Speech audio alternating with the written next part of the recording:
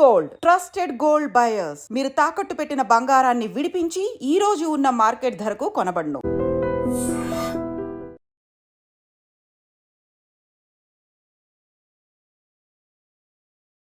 Heart attacks తర్వాత మనం ఎక్కువగా కన్సర్న్ అవ్వాల్సిన ఏదైనా ఉందంటే అది క్యాన్సర్స్. సో రీసెంట్గా మన డేటా బట్టి కూడా మనం అదే చెప్పుకుంటూ ఉన్నాము. కాకపోతే ఈ హార్ట్ అటాక్స్ అనేది చిన్నపిల్లల్లో కూడా చూస్తున్నాము. ఈవెన్ క్యాన్సర్ కూడా చిన్నపిల్లల్లో కూడా చూస్తున్నాము. క్యాన్సర్ అనేది ఈవెన్ పుట్టిన వాళ్ళలో నుంచి ఎండ్ స్టేజ్ వరకు అన్ని వయసులో ఉంటుందన్నమాట. చిన్నపిల్లల్లో బ్లడ్ క్యాన్సర్ అనేది చాలా కామన్గా ఉంటుందన్నమాట. ఇది రకరకాలైన జన్యుపరమైన మార్పుల వల్ల ఇది వస్తూ ఉంటుందన్నమాట. ఓకే, ఒక్క ఇంపార్టెంట్ విషయం గుర్తుపెట్టుకోవాల్సింది ఏంటంటే చిన్నపిల్లల్లో క్యాన్సర్ క్యూర్ రేట్ చాలా ఎక్కువగా ఉంటుంది. ఈ కీమోథెరపీ చేయించుకున్నప్పుడు హెయిర్ లాస్ అనేది కూడా జరుగుతూ ఉంటుంది అని చెప్పేసి మనిషి కూడా కొంచెం సన్నగా అయిపోవడం కానీ అది జరుగుతుంది. కీమోథెరపీ సైడ్ ఎఫెక్ట్స్ ఎందుకు వస్తాయంటే కీమోథెరపీ ఎట్లా పనిచేస్తుంది అనేది మనం ఒక పాయింట్ డిస్కస్ చేసుకోవాలి. కీమోథెరపీ ఏంటంటే బాడీలో వేగంగా ఏదైతే సెల్స్ మల్టిప్లై అవుతున్నాయో వాటిపై కంట్రోల్ చేస్తుంది అన్నమాట. క్యాన్సర్ సెల్స్ అనేది ప్రతిరోజు పెరుగుతూ ఉంటాయి అన్నమాట. యూజువల్గా క్యాన్సర్ అనేటప్పటికి blood cancer, lung cancer and pancreatic cancers and ఇవన్నీ మనం ఒక్కొక్కటి బోన్ క్యాన్సర్ కానీ ఇవన్నీ మనం వింటూ ఉన్నాం. సో ఇప్పుడు coming to the data wise ఏ క్యాన్సర్స్ బారిన ఎక్కువ మంది పడుతున్నారు అనుకోవచ్చు. ఒకటి ఏంటంటే క్యాన్సర్ ఏ బాడీ పార్ట్కైనా ఎఫెక్ట్ అవ్వదు. ఐ నుంచి, స్కిన్ నుంచి, మౌత్ నుంచి, లంగ్ నుంచి all body parts can develop cancer. This is the first. Sir ఇక్కడ ఒకటి అడగచ్చా, స్కిన్ క్యాన్సర్ కూడా ఉందా? Yeah, of course. యూజువల్గా ఎవరికైనా పర్సన్కి ఆ ఎమోషనల్ సపోర్ట్ అనేది లేకుండా ఒక డిప్రెషన్ స్టేట్లో అట్లా ఉన్నారంటే అప్పుడు క్యాన్సర్ కణాలు పెరిగే అవకాశాలు ఏమన్నా ఉన్నాయా? సో సపోజ్ మనం క్యాన్సర్ ట్రీట్మెంట్ డిస్కస్ చేస్తే అరౌండ్ 60-70% మందులు పనిచేస్తాయండి. మిగతా 30% is by social and emotional support అనమాట. ఇది ఏంటంటే మనకి సోషల్ అండ్ ఎమోషనల్ సపోర్ట్ ఉంటే బాడీలో పాజిటివ్ హార్మోన్స్ పెరిగిపోతాయి అనమాట. అంటే ఎండార్ఫిన్స్ అని మనం తెలుసుకుంటాం అనమాట.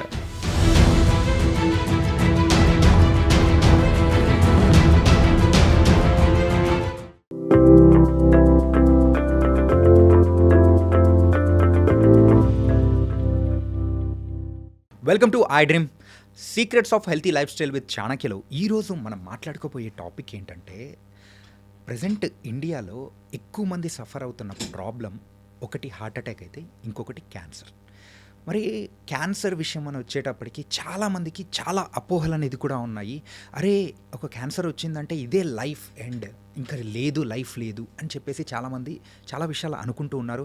దానికి సంబంధించిన ట్రీట్మెంట్ని ఎలా తీసుకోవాలి, మరి ఏ స్టేజ్లో క్యాన్సర్ ఉంది అండ్ మనకి ఎలా గుర్తించాలి, క్యాన్సర్ మీద మనకున్న అపోహలను కూడా మొత్తం పటాపంచలు చేయడానికి ఇప్పుడు మనతో పాటు కూడా ఉన్నారు డాక్టర్ సంతోష్ కుమార్ గారు, కన్సల్టెంట్ మెడికల్ ఆంకాలజిస్ట్. మరి ఆయన్నే అడిగి మరి బోల్డ్ అయిన విషయాలు కూడా తెలుసుకుందాం. Hi sir. హాయ్, నమస్తే అండి. నమస్తే sir. How are you? Fine.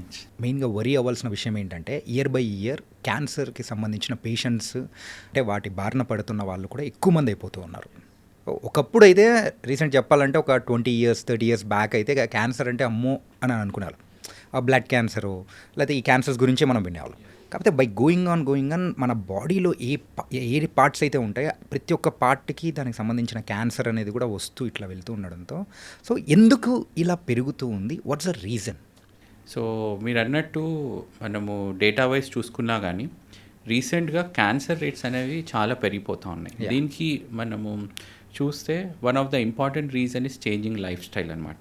Okay, మన ఇండియన్ ప్యాటర్న్ ఆఫ్ జీన్స్ కానీ మన బాడీ హ్యాబిటస్ కానీ certain types of food habits is what it is recommended అనమాట. ఓకే, మనం ఏమవుతుందంటే లాస్ట్ 10-15 years చూసుకుంటే గ్రాడ్యువల్గా westernisation of the food habits అవుతూ ఉన్నాయి. That is one thing. అట్లాగే మనకున్న ట్రెడిషనల్ రిస్క్ ఫ్యాక్టర్స్ అట్లాగే కంటిన్యూ అవుతున్నాయి. సో ట్రెడిషనల్ రిస్క్ ఫ్యాక్టర్స్ అంటే మన వాళ్ళు పాన్ గుట్కా నమలడం కానీ అది చాలా రోజులుగా ఉంది. అట్లాగే బీడీ తాగడం కానీ, సిగరెట్ తాగడం కానీ, ఆల్కహాల్ తీసుకోవడం కానీ, అది కూడా కల్తీ మందులు తీసుకోవడం కానీ ఇవన్నీ నడుస్తూ ఉంది. దీని మీద ద బ్యాక్గ్రౌండ్ మీద newer thing is westernise life style అనమాట. ఇన్ టర్మ్స్ ఆఫ్ పనికి అంటే ఎక్సర్సైజ్ అది చేయకపోవడం, ఇంట్లోనే చాలా రోజులు కూర్చోవడం, eating lot of junk food, especially మనకి రీబాయిల్డ్ ఆయిల్ ఉంటుంది కదా, Yeah. అట్లాంటి ఫుడ్ కన్జ్యూమ్ చేయడం. సో ఈ 2 రిస్క్ ఫ్యాక్టర్స్ యాడ్ అయ్యేసరికి క్యాన్సర్ రేట్స్ అనేది డిస్ప్రపోర్షనేట్గా పెరిగిపోయినాయి అనమాట. Okay. అంటే మనకి కన్వెన్షనల్గా ఇండియన్ జెనెటిక్స్ ప్రకారం or Indian life style or Indian food habits ప్రకారం ఉండే రిస్క్ ఫ్యాక్టర్స్కి ఈ వెస్టర్న్ హ్యాబిట్స్ కూడా జోడైనాయి. సో అంటే పాన్ నములుతూ ఉంటారు, అట్లాగే బర్గర్ తింటూ ఉంటారు. సో దీనివల్ల ఏమైందంటే ఆ 2 రిస్క్ ఫ్యాక్టర్స్ అయిపోయి ఎక్స్పోనెన్షియల్గా క్యాన్సర్ రేట్స్ అనేది పెరిగిపోయినాయి అన్నమాట. ప్రైమరీగా సో క్యాన్సర్కి కారణం ఏదైనా ఉంది అంటే అది కంప్లీట్గా ఒక జంక్ ఫుడ్ అనే చెప్పుకోవచ్చా? సో క్యాన్సర్కి కారణాలు మనం అన్వేషిస్తే ఆర్ విశ్లేషిస్తే దాదాపు 60-70% ఆఫ్ క్యాన్సర్ కారణాలని మనం ప్రివెంట్ చేయొచ్చు.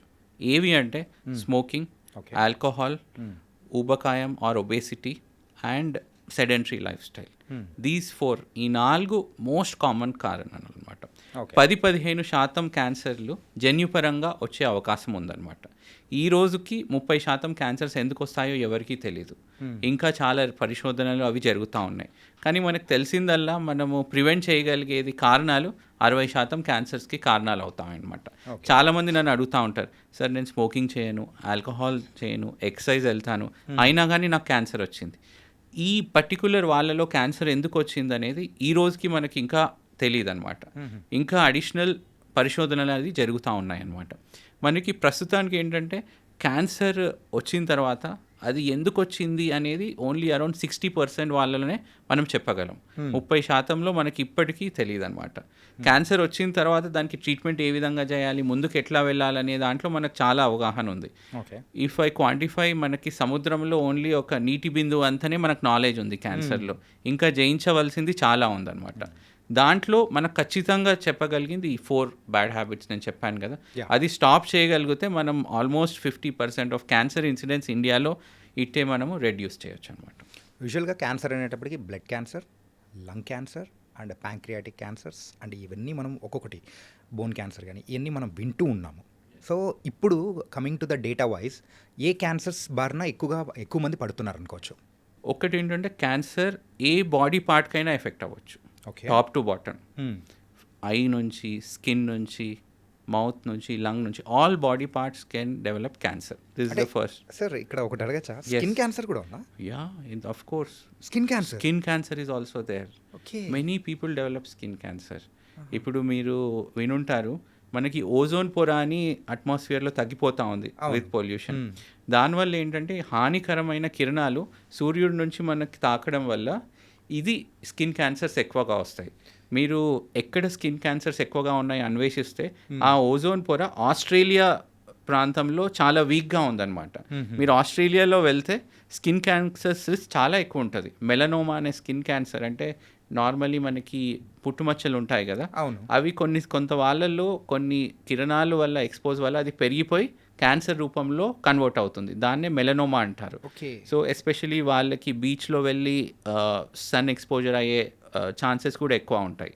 సో స్కిన్ క్యాన్సర్, మెలనోమా చాలా కామన్ అనమాట. మన వాళ్ళల్లో కూడా చూస్తూ ఉంటాం అనమాట. సో చెప్పదలుచుకుంది ఏంటంటే క్యాన్సర్ ఏ బాడీ పార్ట్కైనా వచ్చే అవకాశం ఉంటుందన్నమాట. మనం అన్ని క్యాన్సర్లు పరిగణలోకి తీసుకుంటే మోస్ట్ కామన్ క్యాన్సర్ ఇండియాలో మనం లేడీస్లో చూస్తే, అట్లాగే పురుషుల్లో చూస్తే, లేడీస్లో breast cancer most common cancer. అంటే రొమ్ము క్యాన్సర్ అన్ని క్యాన్సర్లలో చాలా ఫ్రీక్వెంట్గా చూస్తుంటాం.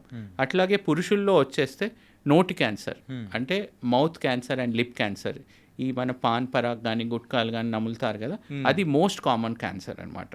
సో లేడీస్లో చూస్తే ఇది అండ్ పురుషుల్లో చూస్తే ఇది. దాని తర్వాత మనకి లంగ్ క్యాన్సర్ కానీ పేగు క్యాన్సర్ కానీ ఇవన్నీ వస్తూ ఉంటాయి. అట్లాగే లేడీస్లో మనం చూస్తే రొమ్ము క్యాన్సర్ తర్వాత గర్భాశయ ముఖద్వార క్యాన్సర్, దాన్నే సర్వైకల్ క్యాన్సర్ అని అంటాం అనమాట. గుర్తించుకోగలిసిన విషయం ఏంటంటే రొమ్ము క్యాన్సర్ అండ్ ఈ సర్వైకల్ క్యాన్సర్ రెండింటిని మనము అట్ ద అర్లియర్ స్టేజ్లోనే గుర్తించే ప్రక్రియలు మన దగ్గర ఉన్నాయి. అయినా కానీ మన దాంట్లో చాలామంది అడ్వాన్స్ స్టేజ్లో వస్తారు. సపోజ్ మ్యామోగ్రామ్ అని ఒక టెస్ట్ ఉందండి. 40 సంవత్సరాలు దాటిన మహిళల్లో సంవత్సరానికి ఒకసారి అది 2 నిమిషాల స్కాన్ చేయించుకుంటే ఫస్ట్ స్టేజ్లో ఉన్న క్యాన్సర్ని మనం గుర్తించవచ్చు.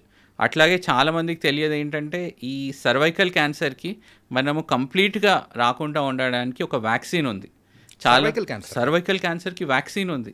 మనము స్కూల్ ఏజ్ నుంచి ఈ వ్యాక్సిన్ మనం ఇవ్వగలిగితే సర్వైకల్ క్యాన్సర్ని మనం పారదోలొచ్చు అనమాట. సో చాలామందికి ఈ విషయంపై అవగాహన ఉండదన్నమాట. So most common cancers in women, so నేను 2 చెప్పాను, breast cancer and cervical cancer. Breast క్యాన్సర్కి మనకు స్క్రీనింగ్ మెథడ్ ఉంది. అట్లాగే సర్వైకల్ క్యాన్సర్ని చూస్తే మనం దాన్ని ప్రివెంట్ చేయొచ్చు. ఎట్లా ప్రివెంట్ చేస్తాము? By vaccine. ఓకే. సో మనం చాలాసార్లు మీకు గుర్తుంటుంది, చిన్నప్పటి నుంచి మీరు వ్యాక్సిన్ తీసుకొని ఉంటారు. మనకు పోలియో డ్రాప్స్ కూడా, పల్స్ పోలియో చుక్కలు ఇస్తారు. ఇవి ఎందుకు? ఆ జబ్బుని రాకుండా ఉండడానికి.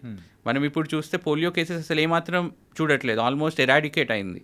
అట్లాగే మనం ఏం చేయాలంటే ఎన్జిఓ సహాయంతో, ప్రభుత్వ సహాయంతో ఈ సర్వైకల్ క్యాన్సర్ని అందరి పాపులేషన్కి మనం ఉపయోగపడే విధంగా మనం ఇవ్వగలిగితే ఈ క్యాన్సర్ అనేది మనం సంపూర్ణంగా నిర్మూలించే అవకాశం ఉంటుందన్నమాట.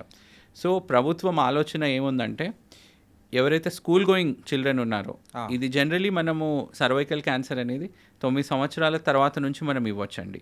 26 సంవత్సరాల వరకు ఇవ్వచ్చు మనం. ఈ సర్వైకల్ క్యాన్సర్కి సంబంధించిన టీకా కానీ లేకపోతే ఒక ఇంజెక్షన్ కానీ ఏదైనా, అది కేవలం మహిళలకు మాత్రమేనా? మహిళలకు ఇవ్వచ్చు, పురుషుల్లో ఇవ్వచ్చు. ఈ టీకా వల్ల పురుషుల్లో వచ్చే కొన్ని రకాల క్యాన్సర్స్ని కూడా ఇది ప్రివెంట్ చేస్తుంది. ఓకే. సో అందుకోసమైనది ఇది మహిళల్లో, పురుషుల్లో ఇద్దరు తీసుకోవచ్చు అనమాట. 2 డోసెస్ తీసుకోవాలండి. సపోజ్ ఇవాళ ఒక డోస్ తీసుకున్నారనుకోండి, నెక్స్ట్ డోస్ 6 నెలల తర్వాత తీసుకోవాల్సి వస్తుంది అనమాట. 9 సంవత్సరాల నుంచి 25 సంవత్సరాల లోపు ఎప్పుడైనా మీరు తీసుకోవచ్చు ఇది. ఓకే. 2 doses are sufficient. కంప్లీట్గా మనం సర్వైకల్ క్యాన్సర్ని ప్రివెంట్ చేయొచ్చు అనమాట. ఓకే. అంటే పల్స్ పోలియో చుక్కలు అనేటప్పటికీ ఇప్పుడున్న ప్రజెంట్ ప్రతి ఒక్క అబ్బాయిలకు, అమ్మాయిలకు, సో ఎవరికైనా కానీ పల్స్ పోలియో అనేట టీకాలు వేస్తారు అని చెప్పేసి ఆ ఐడియా ఉంటుంది. కానీ ఈ సర్వైకల్ క్యాన్సర్కి సంబంధించిన ఆ డ్రాప్స్ కానీ లేకపోతే వ్యాక్సిన్ కానీ ఎందుకంత ప్రాముఖ్యత రావట్లేదు? సో ప్రాబ్లం ఏంటంటే ఇప్పటి వరకు మనము ప్రభుత్వ ఫోకస్ కానీ ఆర్ హాస్పిటల్ ఫోకస్ కానీ అంటువ్యాధుల నిర్మూలన వైపు ఉండింది. ఎందుకంటే మనకి ఇండియాలో పరిశుభ్రత లేని కారణంగా, ఇతరత్ర కారణాలైతే అంటువ్యాధులు చాలా ఎక్కువగా ప్రబలించాయి. ట్యూబర్క్యులోసిస్ చూసుకున్నా కానీ, ఈ పోలియో చూసుకున్నా కానీ, డిఫ్తీరియా చూసుకున్నా కానీ ఒకప్పుడు ఇవి చాలా ఎక్కువగా ఉండేవి. బట్ విత్ ఇంప్లిమెంటేషన్ ఆఫ్ ఈ వ్యాక్సిన్ ప్రోగ్రామ్స్ కానీ ప్రభుత్వ చొరవతో ఇవన్నీ మనం దాదాపు కంట్రోల్ చేయగలిగినాం. రైట్. సో ఈ కంట్రోల్ చేశాక నెక్స్ట్ ఇమీడియట్ స్టెప్ ఏంటంటే క్యాన్సర్ని కంట్రోల్ చేయడం. Right. So we are in that phase of improvement అనమాట. ఇప్పుడు నెక్స్ట్ 5 years తర్వాత సేమ్ పోడ్కాస్ట్ చేస్తే వి విల్ డిస్కస్ ఆన్ పాపులేషన్లో ఎంతమంది సర్వైకల్ క్యాన్సర్ టీకాలు తీసుకున్నాం అనేది వీ కెన్ డిస్కస్ 5 సంవత్సరాల తర్వాత మళ్ళీ. అట్లా అంటే ఒకవేళ ఇప్పుడు యాజ్ ఆఫ్ నౌ ఎవరికైనా కానీ ఒక 9 years, ఒక 10 years కిడ్స్ ఉన్న వాళ్ళకు, సో వాళ్ళలో ఈ సర్వైకల్ క్యాన్సర్ కాకపోతే వేరే క్యాన్సర్స్ రాకుండా ఉండడం కోసం మరి వాళ్ళ పేరెంట్స్ సో సపరేట్గా వ్యాక్సిన్స్ని తీసుకునే అవకాశాలు ఏమన్నా ఉంటాయా? ప్రస్తుత అందుబాటులో ఉన్న టెక్నాలజీలో పేరెంట్స్ క్యాన్సర్ సంబంధించిన వ్యాక్సిన్ తీసుకుంటే పిల్లలకు రాకపోవడం లాంటి టెక్నాలజీ లేదు. సో మనం పిల్లలకు ఇస్తే వాళ్ళ ఫ్యూచర్లో పెద్దగా అయిన తర్వాత వాళ్ళకి క్యాన్సర్ రాకుండా కాపాడవచ్చు. అది సర్వైకల్ క్యాన్సర్. అదే సార్, ఇప్పుడు 9 years 10 years కిడ్స్కి ఇవ్వడానికి అది ప్రెసెంట్ అవైలబిలిటీ ఉన్నాయా? అవైలబిలిటీ ఉందండి. ఓకే. చాలా వైడ్ స్ప్రెడ్ అవైలబిలిటీ ఉంది. ప్రతి హాస్పిటల్లో అందుబాటులో ఉన్నాయన్నమాట. చాలామంది ఏం చేస్తున్నామంటే మేము కాన్స్టెంట్గా పుష్ చేసి జనరలీ వ్యాక్సిన్స్ అనేది పీడియాట్రిక్ హాస్పిటల్స్లో స్టార్ట్ చేస్తారు. పుట్టిన తర్వాత వాళ్ళు ఒక రెగ్యులర్ ఇంటర్వెల్లో సో వాళ్ళకి ఈ వ్యాక్సిన్స్ తీసుకోవాలని ఉంటుంది. Once they cross this particular age ఈ వ్యాక్సిన్ కూడా దాంట్లోనే ఇన్కార్పొరేట్ చేస్తున్నాం అనమాట. Okay. So that at the స్టార్టింగ్లోనే ఆ కంటిన్యూటీలోనే they take this vaccine also. Okay. అట్లా చేయడం వల్ల ఏమవుతుందంటే ఈ క్యాన్సర్ అనేది మనకి రాకుండా ఉంటుంది అండ్ ఆ ప్రోగ్రాంలో ఇది ఇంక్లూడ్ అయిపోతుంది అనమాట. దానివల్ల ఏంటంటే ఫ్యామిలీ కూడా ఇంటేక్ ఆఫ్ వ్యాక్సిన్ చాలా కాన్ఫిడెంట్గా తీసుకుంటారు. అంటే ఇది చిన్నపిల్లలు తీసుకోవచ్చు అండ్ పెద్దవాళ్ళు ఎవరైనా వాళ్ళు కూడా తీసుకోవచ్చా? సో నేను చెప్పాను కదా 26 years లోపు తీసుకుంటే బెటర్. ద యాక్చువల్ కాన్సెప్ట్ ఏంటంటే మ్యారేజ్ ముందు ఇది తీసుకోవాలండి. ఓకే. సో ఈ సర్వైకల్ క్యాన్సర్ అనేది ఒక పర్టికులర్ వైరస్ ద్వారా వస్తుందన్నమాట. ఆ వైరస్ పేరు HPV, human papilloma virus. So ఈ వైరస్ ఎట్లా ప్రాప్తి చెందుతుందంటే, ఎట్లా స్ప్రెడ్ అవుతుందంటే డ్యూరింగ్ సెక్షువల్ ఇంటర్కోర్స్. అట్లాంటి ప్రాసెస్లో it will be transmitted from male to women అనమాట. సో ఆ వైరస్ సర్విక్స్లో ఉండి కొన్ని సంవత్సరాల తర్వాత క్యాన్సర్గా రూపాంతరం చెందుతుందన్నమాట. ఓకే. సో జనరలీ మనం మ్యారేజ్ ముందు మనము ఇది అడ్వైస్ చేస్తాం, before the first sexual inter course. So that is the concept అనమాట. సో యావరేజ్గా కొన్ని సినారియోస్లో ఈవెన్ 30 years 35 years వరకు కూడా వ్యాక్సిన్ ఇచ్చిన సందర్భాలు ఉన్నాయి. అది సెలెక్టివ్గా వాళ్ళతో డిస్కస్ చేసి మనం ఇస్తూ ఉంటాం. As a blanket statement 26 years లోపు వరకు are before marriage we can give the vaccine. Suppose ఎవరైనా నా దగ్గర వచ్చి మ్యారేజ్ తర్వాత కూడా వ్యాక్సిన్ తీసుకుంటాము అంటే ఎస్ వీ కెన్ గివ్, కానీ ప్రొటెక్షన్ అనేది సిగ్నిఫికెంట్గా ఉండదు అనమాట. Okay okay, you understood my point. Yeah. So మనం మ్యారేజ్ ముందు ఈ యాక్ట్ ముందు మనం ఇవ్వగలిగితే ప్రొటెక్షన్ చాలా రోబస్ట్గా ఉంటుంది. ఓకే. మ్యారేజ్ తర్వాత కూడా మనం ఇస్తాం, కానీ the protective level decreases drastically అనమాట. ఓకే. సో అప్పుడు ఇచ్చే వ్యాక్సిన్ యొక్క పవర్ అనేది కూడా వేరే లెవెల్లో ఉంటుంది. 3 doses ఇస్తాం. ఓకే. సపోజ్ ఎవరైనా 26 years తర్వాత వచ్చారనుకోండి, 2 డోసుల బదులు 3 doses ఇస్తాం అనమాట. Okay sir. అండ్ ఇంకొకటి మెయిన్గా ఉమెన్స్ అందరు కూడా అంటే సఫర్ అవుతున్న మెయిన్ థింగ్ ఏంటంటే మీరు అన్నట్టు కూడా బ్రెస్ట్ క్యాన్సర్. ఈ బ్రెస్ట్ క్యాన్సర్ విషయంలో సో ఫైనల్ స్టేజెస్లో ఇంకా 4th stage కానీ ఈ స్టేజెస్లో ఎక్కువ మంది వచ్చేస్తుంటారు. అంటే ఎందుకు ఆ స్టేజెస్లో వాళ్ళు వచ్చి అంటే సివియారిటీ వచ్చిన తర్వాత వస్తూ ఉంటారు? ముందు కనుక్కునేదానికి అవకాశాలు ఏముండవా? మన దగ్గర ఎట్లా ఉంటుందంటే మన తెలుగు రాష్ట్రాల్లో ఉన్న ప్రజల్లో చిన్న ప్రాబ్లం ఉన్నప్పుడు వాళ్ళకు వాళ్ళు సర్ది చెప్పుకుంటారనమాట. ఇవాళ నేను ఎక్కువ పని చేశాను, దానివల్ల ఇక్కడ పెయిన్ వస్తూ ఉంది. రొమ్ముల్లో కూడా చిన్న చిన్న మనకి ఏమైనా గడ్డల్లాగా ఉన్నప్పుడు వాళ్ళ పక్కన ఉన్న ఫ్రెండ్స్ని అడుగుతారు, అరే నాకు ఇట్లా రొమ్ములో చిన్నగా ప్రాబ్లం అనిపిస్తుంది అంటే, నాకు కూడా ఉండింది 2 రోజుల తర్వాత అదే తగ్గిపోయింది అనేది చేస్తారు. ఫస్ట్ ఏంటంటే దే నెగ్లెక్ట్ దేర్ సిమ్టమ్స్ అనమాట. ఓకే. పని మూలంగా కానీ ఆర్ ఇంట్లో ఉన్న టెన్షన్ మూలంగా కానీ ఆర్ వాళ్ళ వర్క్ ప్రొఫైల్ కానీ వాట్ ఎవర్ ఇట్ ఈస్, వాళ్ళు చిన్న చిన్న లక్షణాలని నెగ్లెక్ట్ చేస్తూ ఉంటారు. That is the first point. రెండో విషయం ఏం చేస్తారంటే, లక్షణాలు ఉన్నాయి కానీ అప్రోచ్ అయిన వాళ్ళు నాట్ క్వాలిఫైడ్ పర్సన్, అంటే వాళ్ళ ఫ్రెండ్స్నో కానీ or some improper social media కంటెంట్ను చూసి వాళ్ళకు వాళ్ళు ట్రీట్మెంట్ తీసుకోవడం. మూడోది మెడికల్ షాప్కి వెళ్తారు. మన మీకు నోటీస్ చేసి ఉంటారు చాలామంది, ఏమైనా హెల్త్ ప్రాబ్లం అవుతే పక్కనున్న మెడికల్ షాప్కి వెళ్ళి కెమిస్ట్ని, అరే నాకు కడుపు నొప్పి వచ్చింది ఏమైనా ట్యాబ్లెట్స్ ఇవ్వండి అంటారు. సో ఈ 3 levelsలో డిలే అవుతుంది అనమాట. అంటే వాళ్ళకు వాళ్ళు సిమ్టమ్స్ని గుర్తించడంలో డిలే అవ్వడం, సిమ్టమ్స్ వచ్చిన తర్వాత పక్కనున్న ఫ్రెండ్స్కి కానీ అన్క్వాలిఫైడ్ వాళ్ళకు వెళ్ళడం, తర్వాత they are coming to qualified doctor.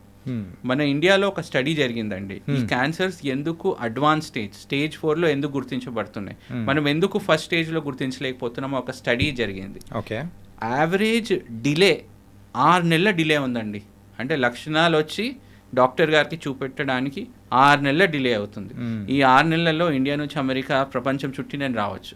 Cancer కణాలు ఎక్కడైతే మొదలైనాయో ఆ వేరే ప్రాంతానికి ఈజీగా స్ప్రెడ్ అవ్వచ్చు. అంటే there is delay in patient perspective. అట్లాగే అన్క్వాలిఫైడ్ డాక్టర్స్ దగ్గర వెళ్తారు. అట్లాగే కొంతమంది మెడికల్ కమ్యూనిటీలో they think for better of the patient అనమాట. అరే ఇది క్యాన్సర్ కాకపోవచ్చు అనే ఎస్. అట్లాగే కొన్ని ఇన్వెస్టిగేషన్స్ రాసిస్తే చాలా మంది చేయించుకోరు, సార్ ఇది టాబ్లెట్స్ ఇవ్వండి తగ్గిపోతుంది, టెస్ట్ ఎందుకు చేస్తున్నారంట. సో ఇవన్నీ కారణాల రీత్యా క్యాన్సర్ డయాగ్నోసిస్ అనేది డిలే అవుతుంది. ఇదొక పర్స్పెక్టివ్. అట్లాగే మన బాడీలో ఇంటర్నల్ ఆర్గన్స్ని చూసుకోండి. మన ఊపిరితిత్తులు చాలా పెద్దగా ఉంటాయండి. దాంట్లో 1 సెంటీమీటర్ చాలా చిన్న సైజులో ఏమైనా క్యాన్సర్ గడ్డ వచ్చినప్పుడు అసలు ఏమాత్రం లక్షణాలు ఉండవు అనమాట. ఓకే. అంటే ఎర్లీగా మనం అంటే డిటెక్ట్ చేయడం అనేది కూడా పాసిబుల్ ఉండదు. కొన్ని ఆ క్యాన్సర్ రీత్యా కొన్ని సందర్భాల్లో క్యాన్సర్ డయాగ్నోసిస్ డిలే అవుతుంది. అట్లాగే మన పేషెంట్ రిలేటెడ్ ఫ్యాక్టర్స్, అంటే ఎందుకు డిలే అవుతుందని అడిగితే ఒకటి జబ్బు సంబంధించిన కారణాల రీత్యా, అంటే కొన్ని ఇంటర్నల్ ఆర్గన్స్లో క్యాన్సర్ ఉన్నప్పుడు ఎటువంటి లక్షణాలు ఉండవు అనమాట. అన్లెస్ అడ్వాన్స్ స్టేజ్ అయితే తప్ప వాళ్ళకి ఏ లక్షణాలు రావు.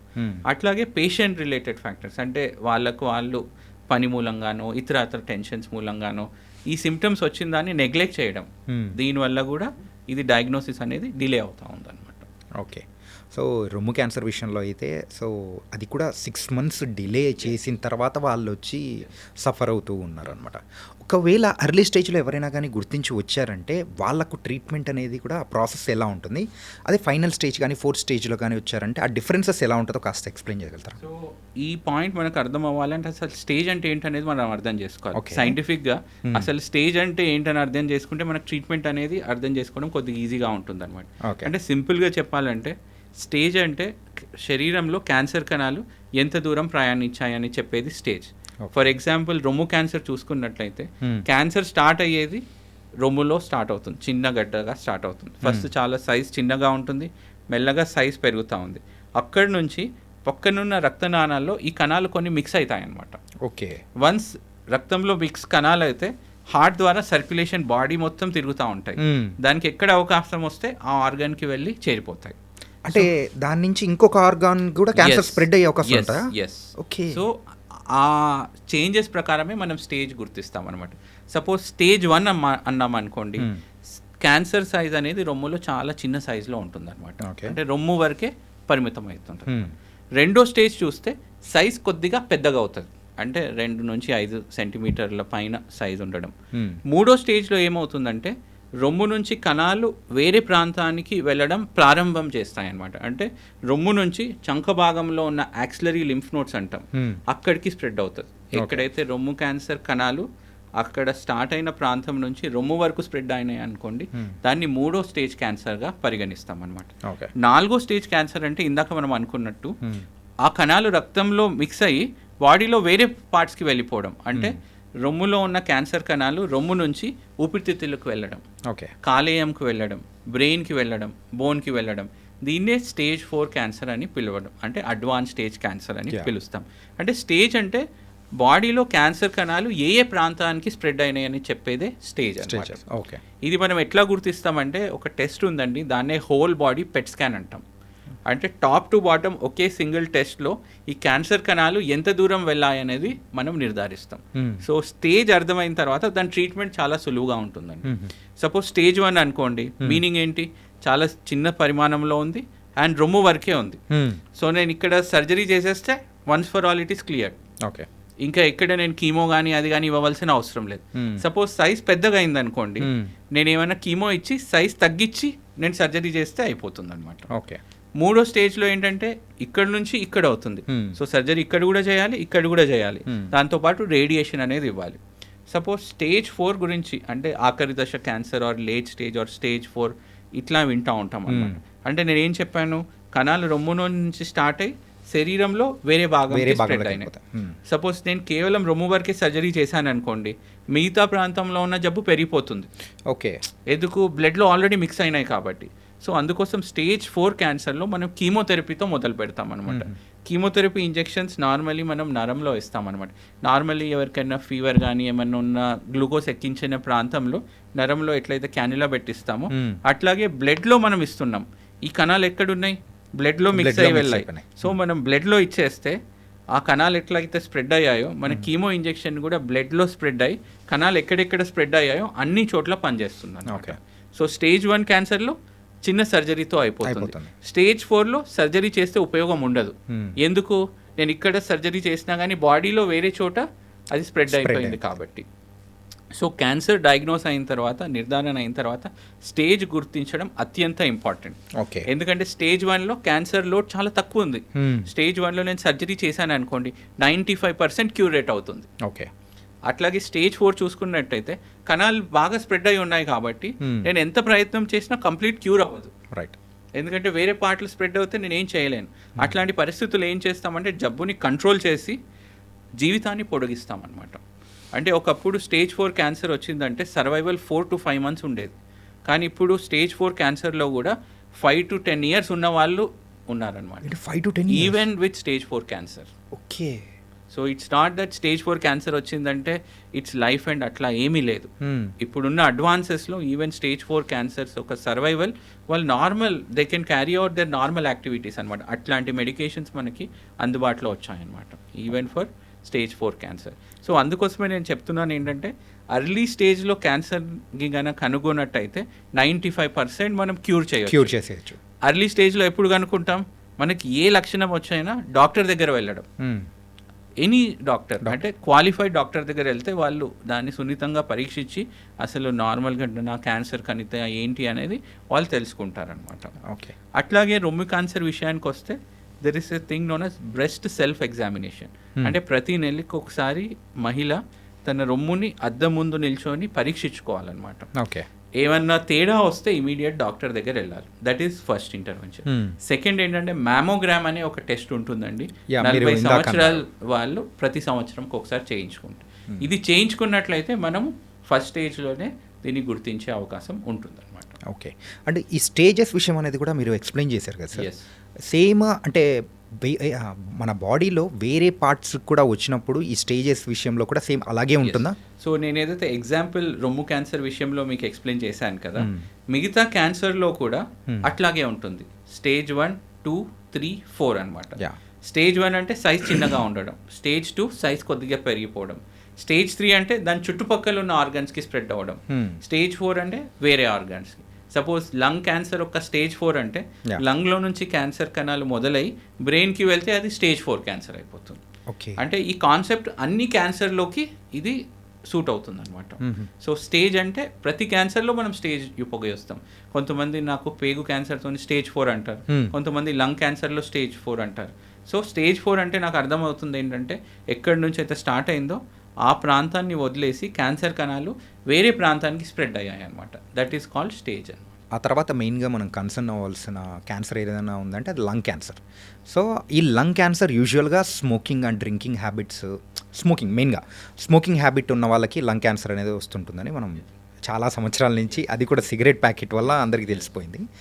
సో అలా కొంతమంది స్మోకింగ్ చేయని వాళ్ళకి కూడా ఈ లంగ్ క్యాన్సర్ అనేది కూడా ఎఫెక్ట్ అవుతుంది. అది ఎలా సార్? సో చాలా మంచి ప్రశ్న. ఈ మధ్య మనం నోటీస్ చేస్తున్నాం ఏంటంటే లంగ్ క్యాన్సర్ ఎస్పెషలీ లేడీస్లో ఎవరైతే స్మోక్ చేయరో వాళ్ళల్లో కూడా ఇంక్రీజింగ్ ఇన్సిడెంట్స్ చూస్తూ ఉన్నాం అన్నమాట. దీనికి రీజన్స్ అన్వేషించారు. అట్మాస్ఫియర్ కానీ ఎర్త్లో బ్యాక్గ్రౌండ్ రేడియేషన్ అని ఉంటుందండి, రేడాన్ అనేది. ఓకే, ఈ మధ్య ఆ బ్యాక్గ్రౌండ్ రేడియేషన్ పెరిగిపోతుంది అనమాట. That is one reason. Second reason ఏంటంటే growing pollution. Okay, and urbanization. ఇంతకుముందు చాలామంది గ్రామాల్లో ఉండేవాళ్ళం, గ్రామాల్లో ఇంత పొల్యూషన్ అది ఉండేది కాదు. మూవింగ్ టు అర్బన్స్ అండ్ అట్లాగే ఫ్యాక్టరీ చుట్టూ నివసించు ఉంటారు చాలామంది. ఆ పొలకలకు కానీ యాస్బెస్టోసిస్ కానీ ఇట్లాంటివన్నీ కెమికల్స్ మూలంగా ఎస్పెషల్లీ ఎవరైతే స్మోకింగ్ చేయరో వాళ్ళలో కూడా వస్తుంది. సెకండ్ ఏంటంటే వాళ్ళు స్మోకింగ్ చేయకపోయినా there is a thing known as second hand smoking.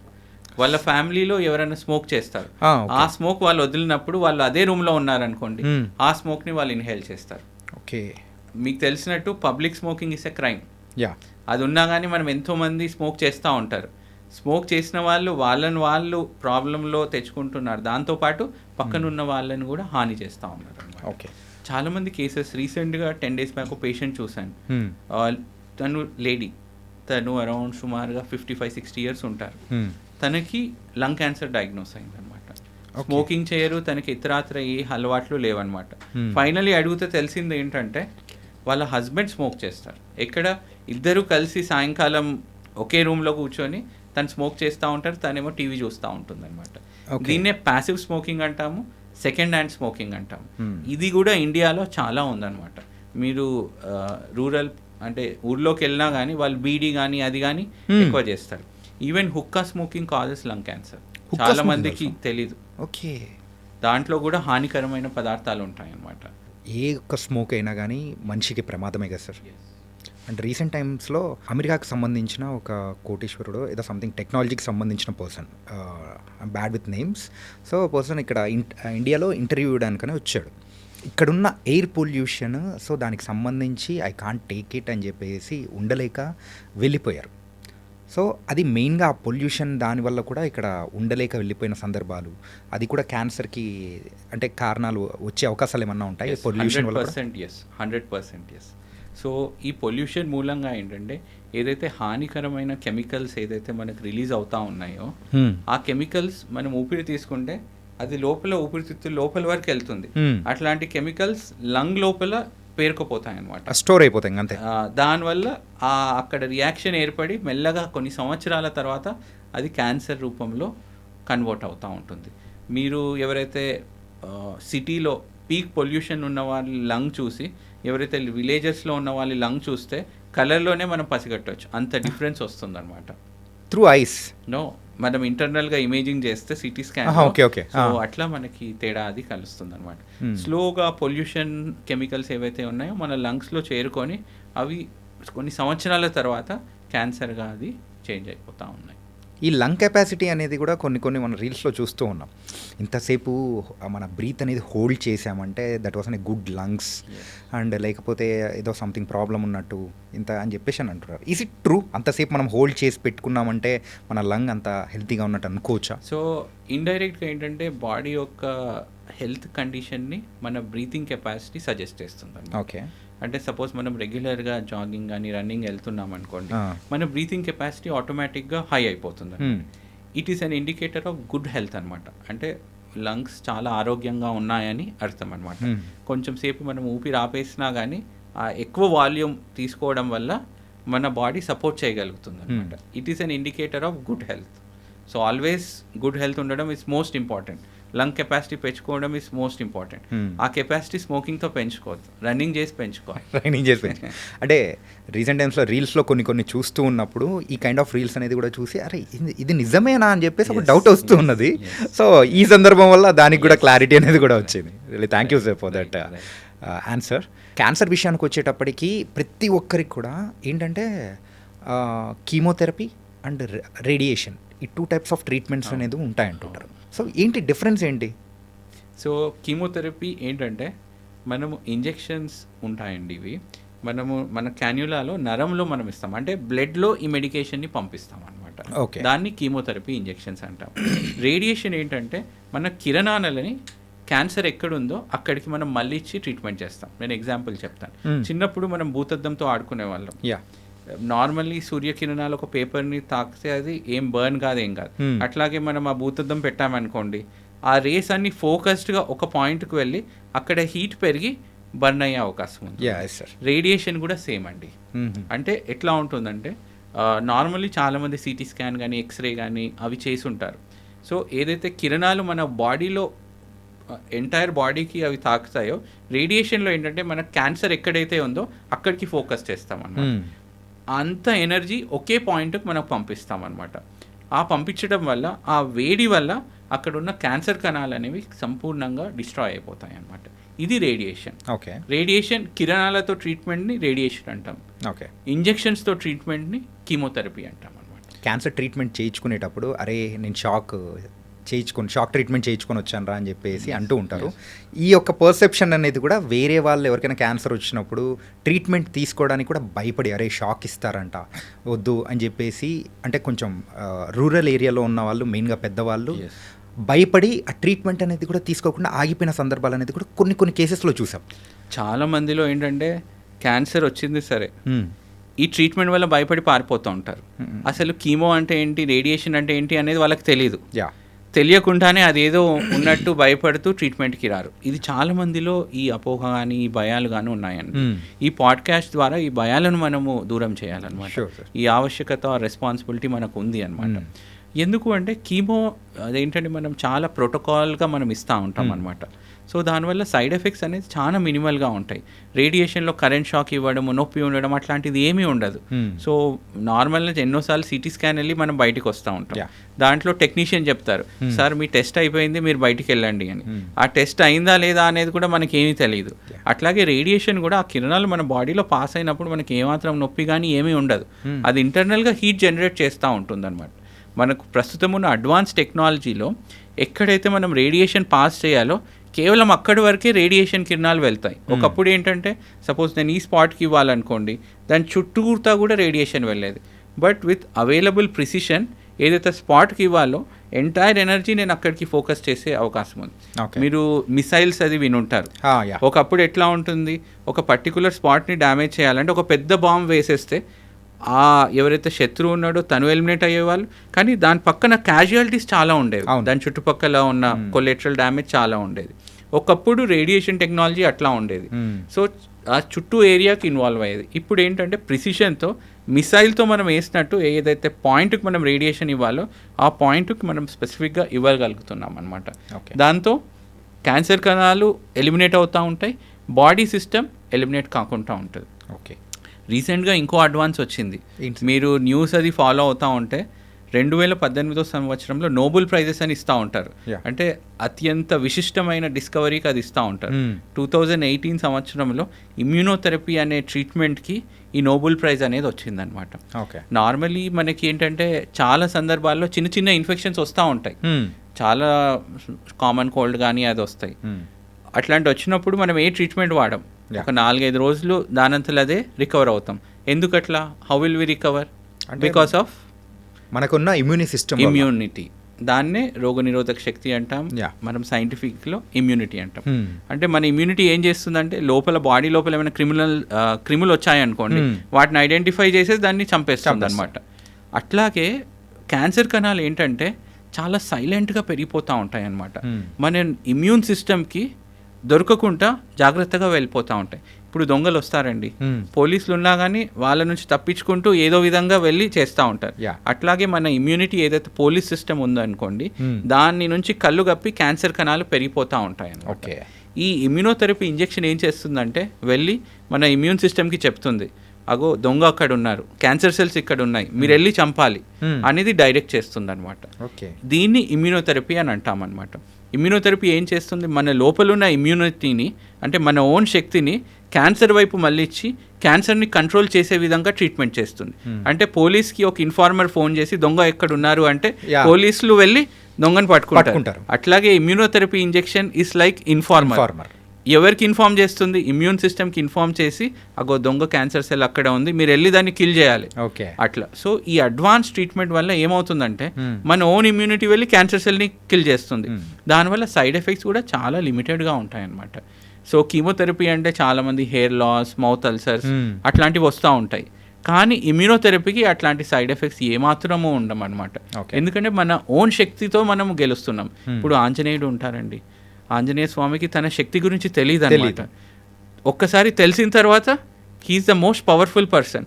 అట్లాగే మన లోపల ఉన్న ఇమ్యూన్ సిస్టమ్ని ఈ ఇమ్యూనోథెరపీ అవేక్ చేస్తుంది అనమాట. దాంతో మన ఓన్ ఇమ్యూన్ సిస్టమ్ వెళ్ళి క్యాన్సర్ని కిల్ చేసేస్తుంది. సో ఈ అడ్వాన్స్ ట్రీట్మెంట్ వల్ల ఎంతోమంది క్యాన్సర్ పేషెంట్స్ని మనము కంట్రోల్ చేసి క్యూర్ చేయగలుగుతున్నాం అనమాట. ఓకే.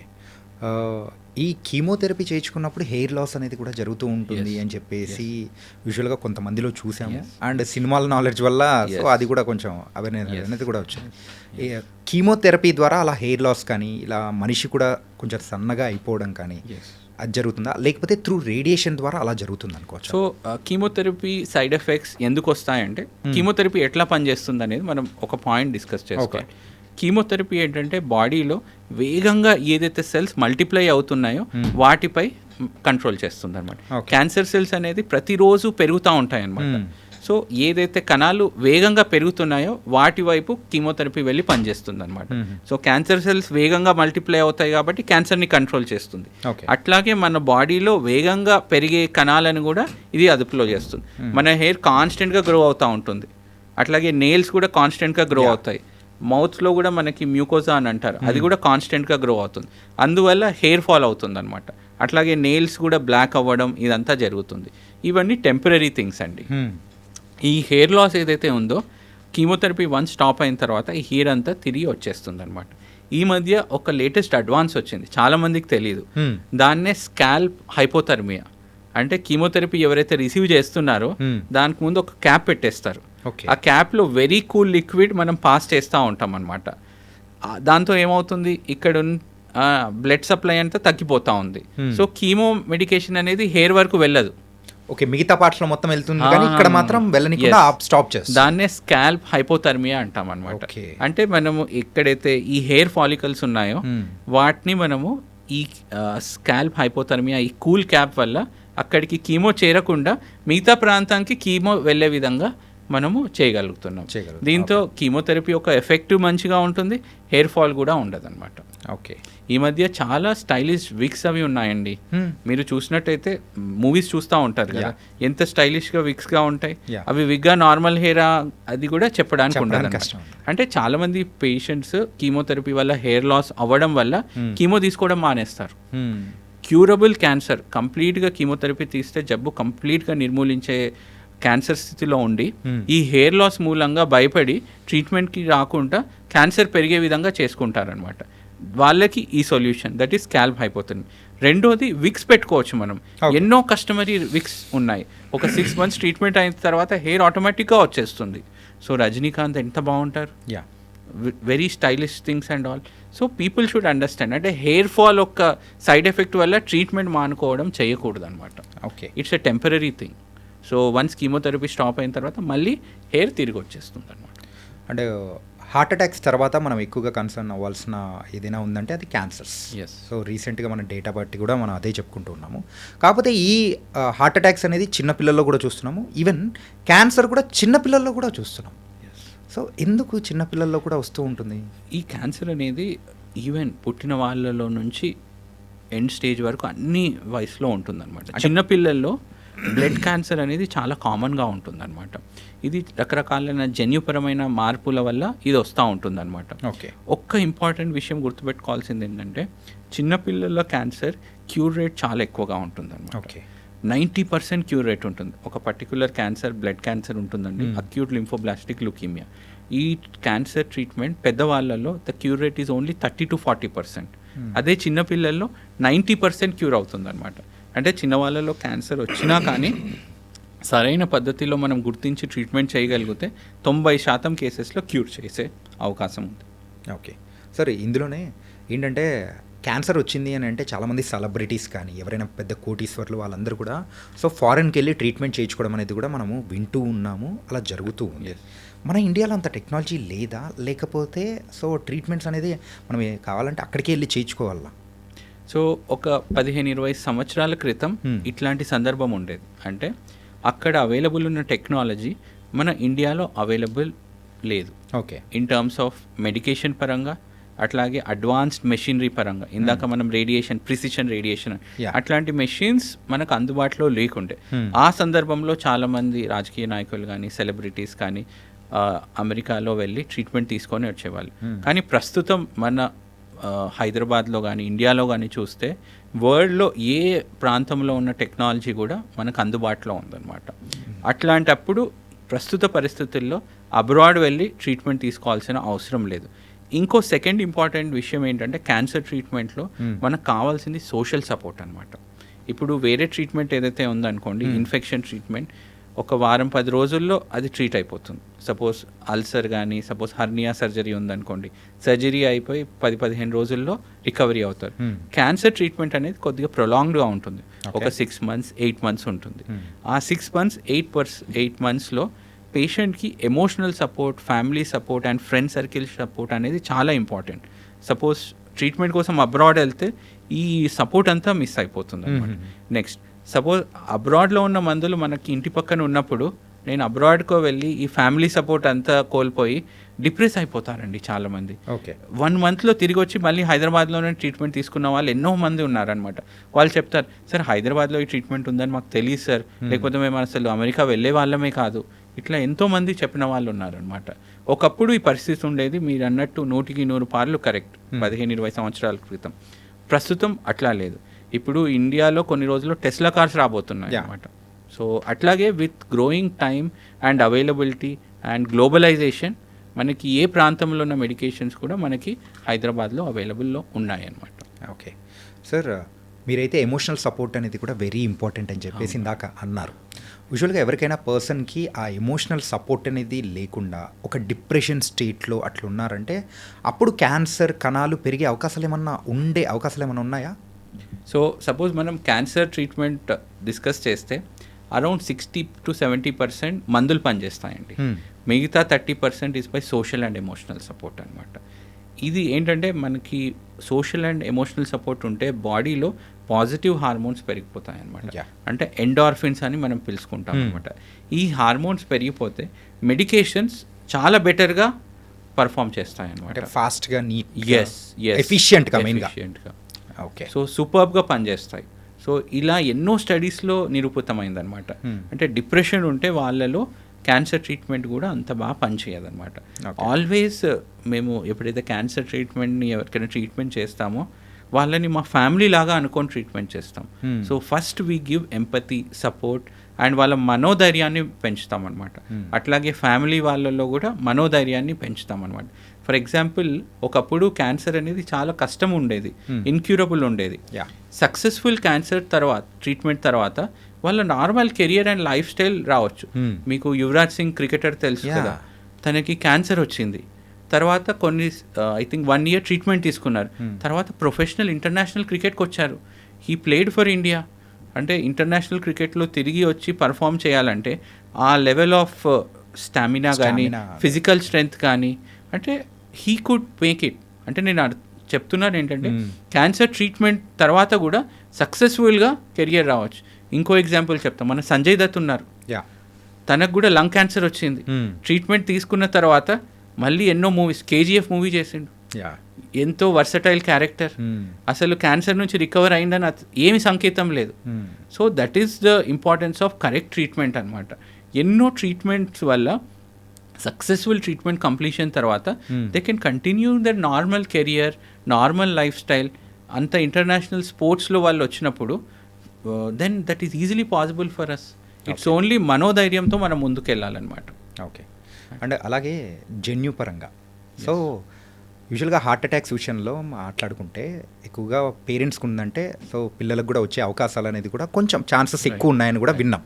అలాగే క్యాన్సర్ విషయంలో కూడా అలా ఛాన్సెస్ ఏమైనా ఉన్నాయా? సపోజ్ రొమ్ము క్యాన్సర్ వరకే వస్తే 15-20% రొమ్ము క్యాన్సర్ కేసెస్ జన్యుపరమైన కారణాల వల్ల వచ్చే అవకాశం ఉందన్నమాట. ఓకే. దీనికి నేను ఒక ఉదాహరణ ఇస్తాను. ఆంజలీనా జోలీ తెలుసా మీకు? తెలుసు. Famous Hollywood actress. తను యాక్టింగ్ పరంగా కానీ మనకంతా ఎంటర్టైన్ చేస్తున్నా కానీ తన లైఫ్లో చాలా ట్రాజడీస్ ఉంటాయి. వాళ్ళ మదర్ చాలా చిన్న వయసులో రొమ్ము క్యాన్సర్తో మరణించారు. అట్లాగే వాళ్ళ అమ్మమ్మ, వాళ్ళ ఆంటీ, వీళ్ళు కూడా ఓవరీ సంబంధించిన క్యాన్సర్ అండ్ రొమ్ము క్యాన్సర్తో చనిపోయారనమాట. సో తనకి ఒక డౌట్ వచ్చింది, ఎందుకు మా ఫ్యామిలీలో ఇన్ని క్యాన్సర్స్ వస్తూ ఉన్నాయి, ఎందుకు మా మదర్ కానీ మా అమ్మమ్మ కానీ మా ఆంటీ కానీ ఎందుకు చనిపోతున్నారు క్యాన్సర్ వల్ల అనేది ఒక బ్లడ్ టెస్ట్ చేయించుకున్నారు అనమాట. ఆ బ్లడ్ టెస్ట్లో ఒక పర్టికులర్ జెన్యు మ్యూటేషన్ వచ్చింది, దాన్నే BRCA1 అంటాం అనమాట. ఈ మ్యూటేషన్ ఎవరికైతే ఉంటుందో వాళ్ళలో రొమ్ము క్యాన్సర్ వచ్చే అవకాశం 90% ఉంటుందన్నమాట. అట్లాగే ఓవరీ క్యాన్సర్ వచ్చే అవకాశం 50% ఉంటుందన్నమాట. తను ఏం చేసిందంటే ఈ ఇన్ఫర్మేషన్ వచ్చిన తర్వాత ఈ 90% రిస్క్ అంటే చాలా హై రిస్క్ అనమాట, అది రాకుండా ఉండడానికి తను ఏం చేశారంటే 2 రొమ్ముల సర్జరీ చేసుకొని ఇంప్లాంట్స్ అమర్చుకున్నారనమాట. సో అట్లాగే ఓవరీస్ కూడా 2 తీసేసుకున్నారనమాట. ఇది ఎప్పుడు చేసుకున్నారు? తన ఫ్యామిలీ కంప్లీట్ అయిన తర్వాత డాక్టర్ సహాయంతో. దీన్నే ప్రివెంటివ్ సర్జరీ అని అంటా ఉన్నాం అనమాట. సో క్యాన్సర్ని రాకుండా మనము కాపాడుకోవడం, ఎవరికైతే ఈ రిస్క్ ఎక్కువగా ఉందో. సో దీన్నే జెనెటిక్ టెస్టింగ్ అని అంటున్నా ఉన్నాం అనమాట. సో ఎవరికైతే క్యాన్సర్ వాళ్ళ ఫ్యామిలీలో ఉందో వాళ్ళలో కొన్ని స్పెషల్ టెస్ట్ ద్వారా మనము క్యాన్సర్ వచ్చే రిస్క్ ఎంతవరకు పెరిగిందనేది మనం కనుక్కునే అవకాశం ఉందన్నమాట. ఈ పెరిగిన రిస్క్తో వాళ్ళకి ఏ విధంగా మనము కౌన్సిల్ చేయగలం అనేది ఇట్లాంటి టెక్నాలజీ కూడా అందుబాటులో మనకి ఉందన్నమాట. Okay. And biopsy, so biopsy ద్వారా కూడా ఈ యొక్క క్యాన్సర్స్ వచ్చే అవకాశాలు కూడా ఎక్కువగా ఉంటాయని కూడా వింటూ ఉన్నాం. సో అది నిజమా లేకపోతే మిత్తా? సో ఇది కంప్లీట్గా ఫాల్స్ అండి. ఓకే. అసలు బయాప్సీ అంటే ఏంటంటే, మనము సపోజ్ చాలా మందిలో చిన్న చిన్న గడ్డలు అవి ఉంటాయండి, అది నార్మల్ గడ్డనా క్యాన్సర్ గడ్డనా అని వేరు చేయాలంటే చేసే పరీక్షనే బయాప్సీ అంటాం. అంటే పెద్ద క్యాన్సర్ గడ్డ ఉందనుకోండి, దాన్ని చిన్న టిష్యూ మనం చూసి మైక్రోస్కోప్ కింద పరీక్షించి ఇది నార్మలా లేకపోతే క్యాన్సరా అని గుర్తిస్తాం అన్నమాట. క్యాన్సర్ నిర్ధారణ చేయడానికి బయాప్సీ ఈజ్ రిక్వైర్డ్ అనమాట. అంటే ఇది క్యాన్సర్ అని చెప్పాలంటే బయాప్సీ అనేది తప్పనిసరి అనమాట. బయాప్సీ రిపోర్ట్ తర్వాతే మనం క్యాన్సర్ని డయాగ్నోస్ చేసి ట్రీట్మెంట్ చేస్తూ ఉంటాం అనమాట. బయాప్సీ వల్ల 100% క్యాన్సర్ స్ప్రెడ్ అవ్వదండి. బయాప్సీ చేస్తేనే మనకు క్యాన్సర్ కన్ఫర్మ్ అవుతుంది. బయాప్సీ వల్ల క్యాన్సర్ పెరుగుతుందని అపోహతో చాలామంది బయాప్సీ చేసుకోవడం మానేసి క్యాన్సర్ స్టేజ్ని పెంచుకుంటా పోతా ఉన్నారనమాట. నేను క్యాన్సర్ నిర్ధారణ అవుతేనే నేను ట్రీట్మెంట్ ఇవ్వగలను, అసలు బయాప్సీకే మనం రాకపోతే ఏ విధంగా మనం క్యాన్సర్ని డయాగ్నోస్ చేసి ముందుకెళ్తాం? సో వెరీ ఇంపార్టెంట్ ఇస్ ఈ బయాప్సీ టెస్ట్ వల్ల క్యాన్సర్ ఏ మాత్రం స్ప్రెడ్ అవ్వదు. And it is the most essential step in cancer diagnosis. Okay. Cancer treatment start చేయాలంటే బయాప్సీ ఈజ్ 100% రిక్వైర్డ్ అనమాట. అది very safe, simple and painless procedure. మెయిన్గా చాలామంది కూడా కొంచెం భయపడి ఒక స్టెప్ Yes. వెనకగా వేస్తుంది కూడా బయాప్సీ మీద మెయిన్గా ఉన్న అపోహలు. Yes. So thank you sir. ఏంటంటే ఆ విషయం పరంగా కూడా ఆ క్యాన్సర్ యొక్క ట్రీట్మెంట్ చేయించుకోకుండా వ్యాధి బారిన పడి ప్రాణాలు కోల్పోయిన వాళ్ళు కూడా చాలామంది కూడా ఉన్నారు. Yes. సో అలాంటి వాళ్ళు ఇది మిగతా కూడా ఒక కారణం క్యాన్సర్ లేట్ స్టేజ్లో డయాగ్నోస్ అవ్వడానికి. బయాప్సీ చేసుకుంటే క్యాన్సర్ స్ప్రెడ్ అవుతుందనే అపోహతో అసలు బయాప్సీ చేసుకోకపోతే క్యాన్సర్ పెరిగిపోయే అవకాశం ఉంటుందన్నమాట. ఒకటి పర్సనల్గా నేను ఫేస్ చేసిన ఒక ఇష్యూ అనేది కూడా నేను చెప్తాను. ఇవి క్యాన్సర్ ఇష్యూ విషయంలో ఏంటంటే తెలిసిన వాళ్ళకి ఒకరికి క్యాన్సర్ ఉంది. సో క్యాన్సర్ ఉంటే ఆ ఇంట్లో వాళ్ళు ఏం చేశారంటే ఒక అంటరాని పర్సన్గా మనోడిని అయితే కంప్లీట్ ఐసోలేషన్ అనేది పెట్టేసి దగ్గరికి ఎవరిని వెళ్ళనికోకుండా సో ఈ కైండ్ ఆఫ్ అంటే వాతావరణం అనేది కూడా ఏర్పాటు చేశారనమాట. సో అలా చేయడం వల్ల అంటే అదేమన్నా స్ప్రెడ్ అవుతుందని అలా చేశారా, లేకపోతే ఇలా చేయడం అనేది కరెక్టా కాదా? సో ఇది కూడా ఇంకో అపోహ మాత్రమే అండి. చాలామంది ఏమనుకుంటారంటే క్యాన్సర్ ఒక అంటువ్యాధి, ఒకరి నుంచి ఒకరికి స్ప్రెడ్ అవుతుందనే అపోహలో ఉంటారు అనమాట. ఈ పాడ్కాస్ట్ ద్వారా ఇంకో విషయం నేను చెప్పదలుచుకున్నాను ఏంటంటే 100% క్యాన్సర్ అంటువ్యాధి కాదు. ఒక పర్సన్ నుంచి ఇంకో పర్సన్కి స్ప్రెడ్ అవ్వదు. ఒకే ఇంట్లో ఉన్నా కానీ, ఒకే వాష్రూమ్ యూస్ చేసుకున్నా కానీ, ఒకే బెడ్పై పడుకున్నా కానీ, ఒకే గ్లాస్తో వాటర్ తీసుకున్నా కానీ, చిన్నపిల్లలతో ఆడుకున్నా కానీ క్యాన్సర్ అనేది ఆ పర్సన్ నుంచి వేరే వాళ్ళకి 100% వెళ్ళదు. ఓకే. సో వాళ్ళు సేఫ్గా ఉండొచ్చు. సో ఇట్లా ఐసోలేట్ చేయడం వల్ల వాళ్ళు ఎమోషనల్గా ఇంకా డౌన్ అయ్యి డిప్రెస్ అయిపోతూ ఉంటారు. మనం వాళ్ళని క్లోజ్గా we have to mingle with them and వాళ్ళ కాన్ఫిడెన్స్ అనేది మనం పెంచాలన్నమాట. ఇది 100% అంటువ్యాధి కాదు, ఎటువంటి భయపడవలసిన అవసరం లేదు. ఒకరి నుంచి ఒకరికి ఏమాత్రం స్ప్రెడ్ అవ్వదు, వాళ్ళని ఐసోలేట్ చేసి పెట్టవలసిన అవసరం లేనే లేదు. ఓకే. అండ్ మనం తీసుకునే ఫుడ్స్ ఎలాంటి ఫుడ్స్ వల్ల ఎక్కువగా అంటే మీరు స్టార్టింగ్లో చెప్పారు ఏంటంటే ఒక ఆయిల్ని మనము డబల్ రీఫైన్ కానీ అట్లా చేసినవి అంటే రెండోసారి మూడోసారి మళ్ళీ అంటే వండుతున్న వాటిని తీసుకోవడం వల్ల కూడా క్యాన్సర్ వచ్చే అవకాశాలు ఉంటాయంటున్నారు. సో విచ్ ఫుడ్స్ మనం తీసుకుంటే మనం హ్యాపీగా క్యాన్సర్ బారి నుంచి పడకుండా హ్యాపీగా ఉండొచ్చు అంటారు? సో మనకి ఫుడ్లో ఏంటంటే యాంటీ ఆక్సిడెంట్స్ అనేవి చాలా ఇంపార్టెంట్ వైటల్ రోల్ ప్లే చేస్తాయి అన్నమాట. ఈ యాంటీ ఆక్సిడెంట్స్ అనేది సింపుల్ కాన్సెప్ట్ ఏంటంటే ఫ్రెష్ ఫుడ్స్లో అవైలబుల్ ఉంటుందన్నమాట. ఓకే. మీరు ఎన్నిసార్లు దాన్ని నిల్వ చేసి ద మోర్ ద హీట్ ఈ యాంటీ ఆక్సిడెంట్స్ తగ్గిపోతాయి. ఈ యాంటీ ఆక్సిడెంట్స్ తగ్గిపోయి హార్మ్ఫుల్ కెమికల్స్ పెరిగిపోతాయి అన్నమాట. సో ఇట్స్ పదే పదే ఓవర్ హీట్ చేసి so more fresh the food is, more fresh ఈ antioxidants are good chemicals అవి పెరుగుతాయి అన్నమాట. సపోజ్ మనం నిల్వ చేసిన ఆహారం కానీ చాలా రోజులు ఉంటే హార్మ్ఫుల్ కెమికల్స్ పెరిగిపోతాయి అన్నమాట. అందుకోసమే ఫ్రూట్స్ తీసుకుంటే they are eaten raw and they are fresh. Antioxidants అనేది చాలా ప్రపోర్షన్లో ఎక్కువగా ఉంటుందన్నమాట. సో దానివల్ల ఫ్రూట్స్ మనం రెగ్యులర్గా కన్జ్యూమ్ చేస్తే క్యాన్సర్ని ప్రివెంట్ చేయవచ్చు. ఇంకో ఎక్స్ట్రీమ్కి వస్తాం, రీహీటెడ్ ఆయిల్స్. ఒకటి టైం చాలా స్టోరేజ్ అవుతూ ఉంది, హీటింగ్ మీద హీటింగ్ చేస్తున్నాం, దీనివల్ల యాంటీ ఆక్సిడెంట్స్ తగ్గిపోతాయి, హార్మ్ఫుల్ కెమికల్స్ పెరిగిపోతూ ఉన్నాయి అన్నమాట. దీనివల్ల క్యాన్సర్ రిస్క్ అనేది పెరిగిపోతూ ఉంటుందన్నమాట. సో ఆయిల్స్ కానీ ఎస్పెషల్లీ రీహీటెడ్ ఆయిల్స్ కానీ చాలా ఫ్యాట్ అండ్ చీజ్ కంటెంట్ ఎక్కువ ఉన్న ఫుడ్స్ కానీ ఇట్లాంటివి వాటిలో క్యాన్సర్ హార్మ్ఫుల్ కెమికల్స్ ఉంటాయన్నమాట. అట్లాగే కొంతమంది ఎన్నో సంవత్సరాల క్రితం నిల్వ ఉన్న ఆహారంని తింటూ ఉంటారనమాట. సో నైట్ నిల్వ చేసి మార్నింగ్ తినడం ఆర్ 2 రోజుల తర్వాత తినడం. అట్లాగే కొంతమంది ఎన్నో 5-10 సంవత్సరాల క్రితం పచ్చళ్ళు తింటూ ఉంటారనమాట. ఇవన్నిట్లో ఏంటంటే క్యాన్సర్ రిస్క్ అనేది పెరిగిపోతుంది. యాంటీ ఆక్సిడెంట్ శాతం తగ్గిపోయి హార్మ్ఫుల్ కెమికల్స్ పెరిగిపోతూ ఉంటాయి అన్నమాట. More fresh the food is you can protect your self from cancer అనమాట. అట్లాగే కొంతమంది క్యాండ్ ఫుడ్ అని తింటారనమాట. మీరు అబ్రాడ్ ఎప్పుడైనా ట్రావెల్ చేస్తే వాళ్ళు నాన్ వెజ్ కానీ అది కానీ సాల్ట్ వేసేసి క్యాండ్ ఫుడ్లో స్టోర్ చేసి పెడతాయి. ఈ canned food is very very dangerous అనమాట. సో ఈ క్యాండ్ ఫుడ్ ఎక్కువ తీసుకోవడం వల్ల స్టమక్ క్యాన్సర్ రిస్క్ పెరిగిపోతూ ఉంటుంది అనమాట. సో క్యాండ్ ఫుడ్ అనేది మనము అవాయిడ్ చేయాలన్నమాట. Fresh food is extremely important. సింపుల్గా చెప్పాలంటే యాంటీ ఆక్సిడెంట్స్ ఎక్కువ ఉంటాయి, క్యాన్సర్ని మనం ప్రివెంట్ చేయవచ్చు. అంటే పచ్చళ్ళ గురించి మాట్లాడారు కదా, ఏంటంటే ఈ పచ్చళ్ళు యూజువల్గా ఎన్ని మంత్స్ వరకు మనము తీసుకుంటే కరెక్ట్ అంట? సో మనకి నార్మల్ మన తెలుగు రాష్ట్రాల్లో సంవత్సరంకి ఒకసారి పచ్చళ్ళు చేస్తాం. అవును సార్. సో ఆ సంవత్సరంలో ఆ పచ్చడిని కంప్లీట్ చేసేయాలి. Okay. That is the simple thing. సంవత్సరం మించి మనం పచ్చళ్ళు పెట్టుకోవద్దు. ఓకే. ఎందుకంటే మన తెలుగు రాష్ట్రాల్లో యూజువల్గా అందరూ ఎక్కువ మంది ఫుడీస్, ఎస్ అంటే కార్బోహైడ్రేట్స్ ఎక్కువ తీసుకుంటూ ఉంటారు. Yes, అండ్ ఇలాంటి సందర్భంలోనే మన మెయిన్గా తెలుగు వాళ్ళ గురించి వేపుళ్ళు ఎక్కువగా తింటే అంటే దాని ద్వారా కూడా క్యాన్సర్ వచ్చే అవకాశాలు కూడా ఉంటాయని కూడా వింటూ ఉన్నాం. మనము వేపుళ్ళు మనం ఆయిల్లో వేయించి తింటాం కదండి. అవును. సో ఆయిల్లో వేయిస్తే ఆ ఫుడ్ యొక్క గుడ్ కెమికల్స్ తగ్గిపోయి బ్యాడ్ కెమికల్స్ పెరిగిపోతాయి అనమాట. ఎక్కువ ఓవర్ హీట్ చేయడం వల్ల అనుకోవచ్చా? సో అది క్యాన్సర్ పరంగా మంచిది కాదు. అట్లాగే గుండె పరంగా అసలు ఏమాత్రం తీసుకోవద్దు వేపుళ్ళది. అది కూడా it increases the cardiac risk, bad cholesterol కానీ అట్లాంటివన్నీ పెరిగిపోతూ ఉంటాయి అన్నమాట. ఓకే.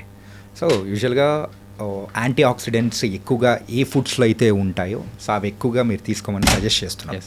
లైక్ ఫ్రూట్స్ కానీ అండ్ ఫ్రెష్ ఫుడ్ కానీ. Yes. Okay, it was nice sir. ఏంటంటే ఈ క్యాన్సర్ విషయం వచ్చేటప్పటికే అరే ఏ ఫుడ్ తీసుకోవాలి ఏ ఫుడ్ తీసుకోకూడదనే ఒక డైలమా అనేది ప్రతి ఒక్కరిలో ఉందన్నమాట.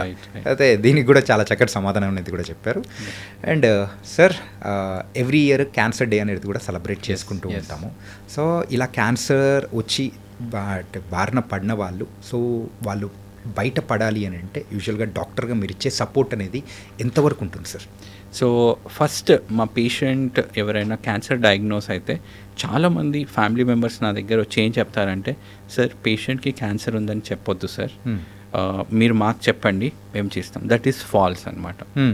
పేషెంట్ ఎవెన్షియల్లీ క్యాన్సర్ ఉందని తెలుసుకుంటాడనమాట. ఆ నిజాన్ని మీరు దాయలేరనమాట. పేషెంట్కి మనము మీకు ఒక ప్రాబ్లం ఉంది, ఆ ప్రాబ్లంకి 100% సొల్యూషన్ ఉంది, ఆ సొల్యూషన్ మనం తీసుకుంటే ఖచ్చితంగా ఈ క్యాన్సర్ని కంట్రోల్ చేయొచ్చు అని నిజాయితీగా తనకి నిజం చెప్పాలన్నమాట. ఓకే. మనము ఈ నిజాన్ని దాపెడుతూ ఉంటే ఈ క్యాన్సర్ అనేది ఇంక్రీజ్ అవుతూ ఉంటుందన్నమాట. So honesty is most important thing అనమాట. మనం హానెస్ట్గా ఉంటేనే patient believes us and we provide them empathy and support. Okay. So suppose ఏదైనా ప్రాబ్లం ఉందండి, దానికి సొల్యూషన్ లేదంటే మనం భయపడాలి. If there is a solution, నేను ఆ సొల్యూషన్ ఏంటని వెతుకుంటూ వెళ్ళి అది తీసుకుంటాను. క్యాన్సర్ కూడా అట్లాగే. మేము ఇంకో ఎగ్జాంపుల్ ఇస్తానండి. డయాబెటీస్ ఉంది, హైపర్ టెన్షన్ ఉంది.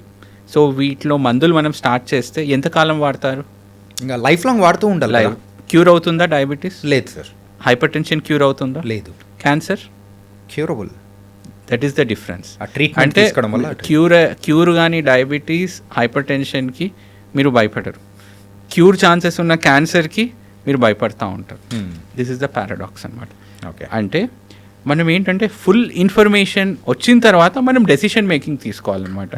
ఏమాత్రం నాలెడ్జ్ లేని చోట వెళ్ళడం, అట్లాంటి చోట నుంచి ఇన్ఫర్మేషన్ గ్యాదర్ చేయడం వల్ల అపోహలు పెరిగిపోయి డయాగ్నోసిస్లో డిలే అవుతుంది, అట్లాగే ట్రీట్మెంట్ తీసుకోవడం కూడా డిలే అవుతుంది. ఆ ట్రీట్మెంట్ వల్ల ఈ ప్రాబ్లం అవుతుందో ఈ ప్రాబ్లం అవుతుంది అనే భయాల వల్ల ట్రీట్మెంట్ తీసుకోవడానికి ముందుకు రావట్లేదు అనమాట. ఒకటి బయాప్సీ భయం వల్ల డయాగ్నోసిస్ అవ్వట్లేదు, అట్లాగే కీమో రేడియేషన్ వల్ల సైడ్ ఎఫెక్ట్స్ ఉంటాయని ట్రీట్మెంట్ తీసుకోవట్లేదు. ఈ బ్యారియర్స్ని కానీ మనం బ్రేక్ చేయగలిగితే క్యాన్సర్ ట్రీట్మెంట్ ఎన్నో రెట్లు ఇంప్రూవ్ అయ్యి ఎన్నో కేసెస్లో క్యూర్ చేసే ఆస్కారం ఉంటుంది. ఇంకో విషయం ఏంటంటే ఏ చిన్న ప్రాబ్లం అయినా కానీ సెల్ఫ్ ట్రీట్మెంట్ తీసుకోవద్దు, అట్లాగే అన్క్వాలిఫైడ్ పర్సన్ దగ్గర వెళ్ళొద్దు. ఇంటి దగ్గర ఎన్నో క్వాలిఫైడ్ డాక్టర్స్ ఉంటారండి. You go and meet a qualified doctor. Okay. Always important. మనకు సపోజ్ ఐఫోన్ కానీ ఏమైనా వచ్చిందనుకోండి, ఒకవేళ ఐఫోన్లో ఏదైనా ప్రాబ్లం ఉందనుకోండి, మనం డైరెక్ట్లీ ఒరిజినల్ సర్వీస్ సెంటర్కే వెళ్తాం, మనం ఎక్కడో లోకల్ సర్వీస్ సెంటర్కి వెళ్ళాం. అట్లాంటిది మన ఇమ్మెటీరియల్ థింగ్స్కే మనం ఇంత చూస్తున్నప్పుడు మన ఓన్ బాడీని ఎంత ప్రెషియస్గా కాపాడుకోవాలి. ఏదన్నా ప్రాబ్లం వస్తే you have to go to a qualified person. నువ్వు అన్క్వాలిఫైడ్ పర్సన్ దగ్గర వెళ్తే నీ ఐఫోన్ పాడైపోతుంది కదా, ఆ భయం ఉంటుంది. అట్లాగే ఎన్నో రెట్లు మన body is precious to us, దాన్ని మనం చాలా జాగ్రత్తగా కాపాడుకోవాలి. అంటే హై బీపీ వల్ల కూడా ఎక్కువగా క్యాన్సర్ వచ్చే అవకాశాలు ఏమైనా ఉంటాయా? అంటే హై బీపీ వల్ల క్యాన్సర్ రాదండి. ఒక పర్టికులర్ క్యాన్సర్ ఉంది, దాన్ని ఫియోక్రోమోసైటోమా అంటాం అనమాట. ఓకే. ఈ క్యాన్సర్ వాళ్ళలో బీపీ చాలా ఎక్కువగా ఉంటుంది అనమాట. ఇది చాలా అరుదుగా మనం చూస్తుంటాము, అరౌండ్ 0.5% కేసెస్లో ఉంటుంది. అడ్రినల్ గ్లాండ్లో ఈ ఫియోక్రోమోసైటోమా ఉన్న వాళ్ళలో బీపీ ఎక్కువగా ఉంటుంది. అంటే బీపీ ఎక్కువగా ఉన్న వాళ్ళలో క్యాన్సర్ ఏమి రిస్క్ ఏం లేదండి. Okay okay okay. సో అది 0.5% మాత్రమే అవకాశాలు ఉంటాయి అన్నమాట. Okay. It was very nice sir. ఈరోజు పాడ్కాస్ట్ ద్వారా ఏంటంటే మెయిన్గా క్యాన్సర్ విషయంలో చాలా మందికి చాలా అపోహలు అనేది కూడా ఉన్నాయి. ఆ భయాల వల్ల ఆ ట్రీట్మెంట్ అనేది కూడా తీసుకోకుండా మరి అక్కడే ఆగిపోతున్న వాళ్ళు కూడా ఉన్నారు. వాళ్ళందరికీ ధైర్యం ఇచ్చేలా కూడా మీ మాటలు అనేది కూడా ఉన్నాయి. Really thank you for coming here. Really thank you so much Santosh garu. Chanakya and I dreams, it was a fantastic interview. ఈ ఇంటర్వ్యూ అండ్ పాడ్కాస్ట్ ద్వారా ఇట్లాంటి అపోహలను మనం దూరం చేయాలి. Yes sir. సో దట్ మన తెలుగు రాష్ట్రాల ప్రజలు క్యాన్సర్ ట్రీట్మెంట్ని ధైర్యంతో ముందుకొచ్చి తీసుకోవాలి తప్ప భయంతో కాదు. Yes sir. సో ఈ పాడ్కాస్ట్లో ఇది హోప్ చేద్దాము. Yes sir. Thank you very much Chanakya. Thank you. మళ్ళీ 5 years ఆర్ ఇమీడియట్గా will do a repeat podcast. Sure. We will see the change. I'm confident. అంటే క్యాన్సర్ గురించి ఇంకా మనము బోల్డ్ అన్ని విషయాలు అనేది కూడా ప్రజలకు చెప్పాల్సిన అవసరం అనేది కూడా ఉంది. ఇంకో సెషన్లో ఇంకా మనం ఇంకా క్లారిటీగా మాట్లాడుకుందాం sir. Thank you so much sir. Thank you very much.